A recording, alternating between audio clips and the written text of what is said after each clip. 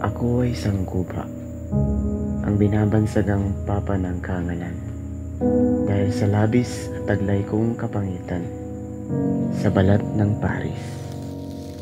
Tinuturo nila akong laruan, nilalait at sinasaktan. Hindi ko alam kung ano ang mali sa itsura ko at bakit nila ako ginaganito.